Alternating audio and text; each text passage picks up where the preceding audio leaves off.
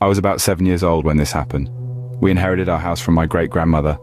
It had a huge oak tree in the back garden. It has now been cut down, but where I lived, it was normal to have oak trees in your back garden. But this tree, it was stripped of its bark, changing its color to a grey ash.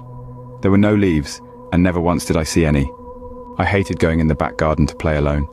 The branches always seemed to be dark and looming over me, even on a nice sunny day. One day when I got bored, I went outside to play. I decided to play on the homemade tire swing that was hanging on one of the branches. My mother was inside washing up, but she could see me through the kitchen window as it looked out over the whole back garden. I sat in the tire and started to slowly swing. The branches creaked and crackled each time I swung backwards and forwards. It sounded like the branch would snap any minute now, but it was actually very sturdy. I'd used it a few times before. Suddenly, a creepy feeling washed over me. It felt like something was watching me from above the tire swing.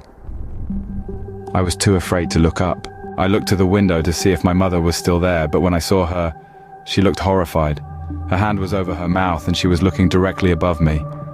I swear the sun suddenly vanished and a mist rolled around me. What the? I couldn't move. I was frozen. I started to hear a creaking sound above me coming from a branch. It sounded like when I was swinging. It wasn't me.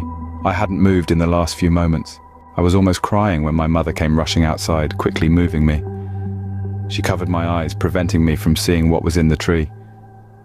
She said nothing when we got inside. I think she wanted me to calm down. My mother cut the tree down and we moved out not long after. Probably 4 years later, I had remembered the incident. I asked her what had happened. She sighed. She still didn't want to tell me, and told me the most horrifying answer. There was a woman hanging from a noose around her neck. Her neck was all twisted and the bones stuck out through her skin, but she wasn't dead. She had a sinister look in her eyes and she was staring at you, trying to reach you. When I got to the tire swing and you, she started choking on her own blood.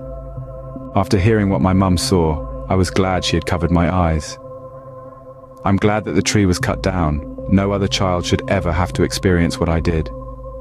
I did some research and found out that a younger couple had lived in this house before. The husband beat his wife, snapping her neck and killing her, and then hung her on the tree to pretend it was suicide. He had lost it.